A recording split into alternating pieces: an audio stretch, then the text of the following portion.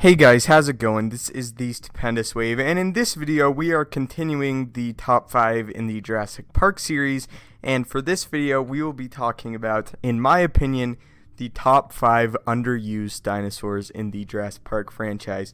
And by underused, I mean they have to have been in the actual film. They couldn't have just been like on the Maserati website or the Jurassic World website. They had to have at some point appeared on screen in the Jurassic Park or World franchise, because everybody's going to say Suchomimus, Baryonyx, Metriacanthosaurus, because we saw those on the Jurassic World website, but they didn't end up being in the film. But for my personal list, it is only dinosaurs that have appeared in the film, but that I think are underused. Now, by underused, by the filmmaker's choice not to use them, I don't think that it's necessarily a bad choice. These are just kind of the dinosaurs that I would like to see used a little bit more down the road in future movies. With all that being said, let's go ahead and jump into it with number 5. So my number 5 pick is the Pachycephalosaurus, and I do think that this dinosaur got a little bit of its due in The Lost World. We got to see it ram into that car door, which was pretty awesome, and we got to see the InGen staff or soldiers trying to capture the Pachycephalosaurus, and they got it in between those two things, and then they had like cushions come out and trap it. But really, that's about it. It was on a computer screen in Jurassic World, which I did enjoy seeing very briefly. They had to tranquilize it because it left its little area that it was supposed to be in, its paddock area.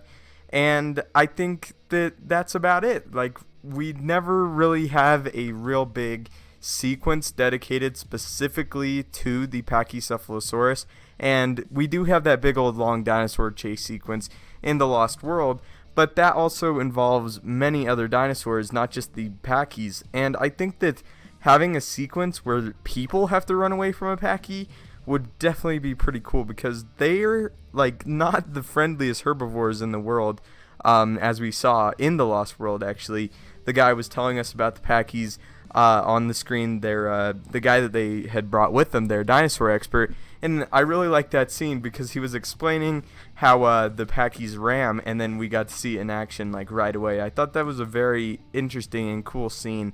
So yeah, I think it's underused. I'd like to see a sequence where the Pachy actually gets to connect with the person. I'd like to see how far those people actually fly.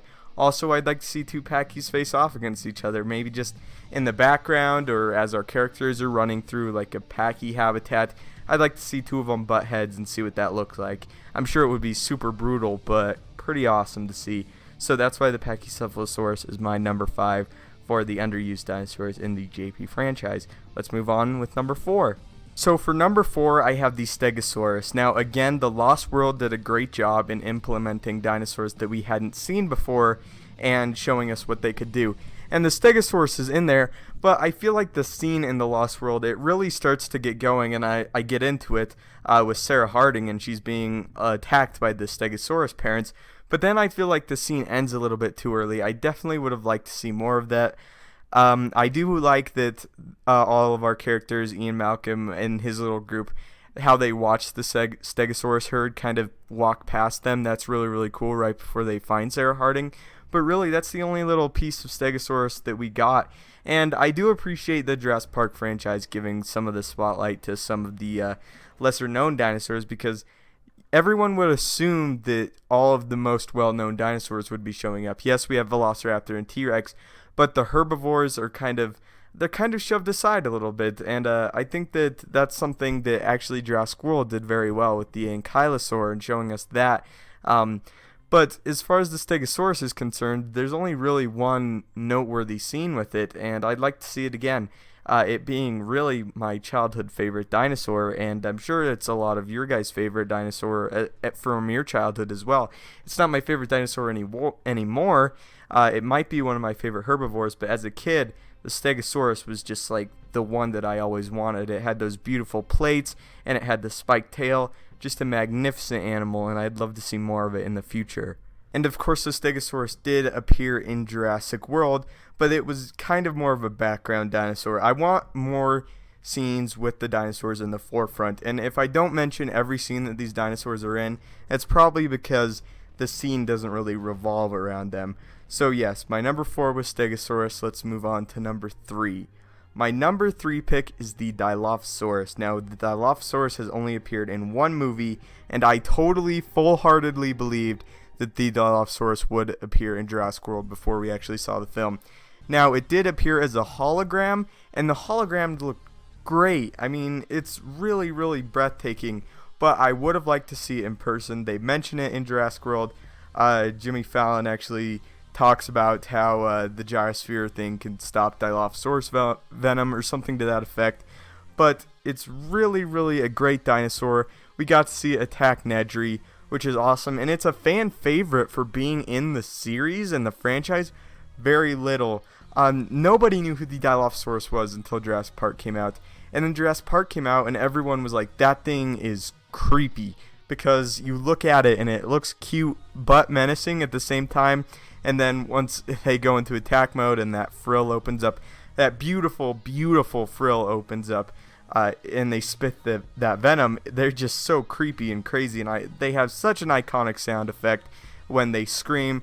And they also has like that little hooting sound that they make. That's kind of creepy too, because before we saw Jurassic Park, you saw the Dilo make that hooting sound, and you're like, wow, that's pretty cute. But then now when you hear that hooting sound, it kind of instills us all with fear. And I'd love to see a scene where our human characters are in the dark and all they hear all around them is just that hooting noise, and then they just get attacked by like multiple Dilos. I'd also like to see a fully grown Dilophosaurus. We got to see what a fully grown one looks like in Jurassic World, and it's pretty comparable to the Velociraptor size. We didn't really get that with the Dennis Nedry Dilo. That was more of a smaller one, a much younger one. So yeah, the Dilophosaurus is definitely a dinosaur that I would want to see again. And since we have 2 more movies left, at the least, I think that they'll show up at some point in time. Crossing my fingers, I really hope they do. At number 2, I have the Triceratops. Now, the Triceratops is actually in the franchise a lot, but I think that we really need to see a scene with it. And the scene that I have in mind with it, a very important scene where it's doing something, where it's being active. We got to see in the first one the sick Triceratops. Then in the second one, we got to see the Triceratops knock that Jeep in the air somehow. In the third one, I can't recall a Triceratops showing up. I'm sure someone will leave it in the comments. They might have been there when the boat is passing by that field with all the Brachiosaurus and all those other dinosaurs. And then in Jurassic World, we got to see them kind of in the background. But I would like to see a famous battle go down with the Triceratops being the second most iconic dinosaur of all time, and the T-Rex being the most iconic dinosaur of all time, and a fight that I have always wanted to see ever since I was a kid. It was always the fight that I went to when I had my figures, or if I put them somewhere on a shelf, it would always be the Trike versus the T-Rex, and I want to see that. I want to see one of my childhood dreams fulfilled. I want to see a Triceratops in the Jurassic Park franchise face off against the T-Rex. I think that would be very, very cool to see. So yeah, Triceratops number 2. I want to see it face off against the T-Rex. I'm crossing my fingers. I'm hoping, since we got a little bit of that with the Ankylosaur versus the Indominus Rex in Jurassic World, now we can get to see the classics go at it, and I'd love to see that. So my number 1 underused dinosaur in the Jurassic Park franchise is the Surratosaurus. Now, the Surratosaurus showed up for a few seconds, not even a minute of screen time, I don't think. And it sniffed the Spinosaurus poop, actually, with the characters in there after they had gone looking for the satellite phone. But it looked so cool. I mean, it was red and it had the horn on its nose. It looked awesome, and I was like, oh my gosh, they're going to have to run and hurry and get back in the boat so the Ceratosaurus doesn't attack them. And then nothing really happened. The Ceratosaurus just turned around and left, and I was like, really? Is that going to matter later on? Is that going to come into play later on? And it never did, sadly. But the Ceratosaurus looked really, really cool, and researching it after the movie, it's definitely a cool dinosaur. I love that size dinosaur. Bigger than Velociraptor, smaller than T-Rex and Spinosaurus. That size is just perfect for killing humans, in my opinion. And I would have loved to see the Ceratosaurus attack someone, probably eat them up and hurt them. But it would just be really, really cool, and I feel like it was just really a tease in Jurassic Park 3 to see this awesome new dinosaur show up that we'd never seen before, that I had no idea was going to be in the movie, and it just showed up, and it looked great, the effects were great, and then for it to just turn around and leave was it wasn't very satisfying, and that's just my personal opinion. But I'd love to see the Ceratosaurus again. I feel like that's something that really should happen, because really the Jurassic Park 3 Ceratosaurus was just a tease. It showed up and it left. That's all it did. So that's why it's my number one. Leave in the comments your top 5 underused dinosaurs in the Jurassic Park franchise. Tell me why. Thank you guys so much for watching. Don't forget to leave a like, subscribe, and as always, have a great day.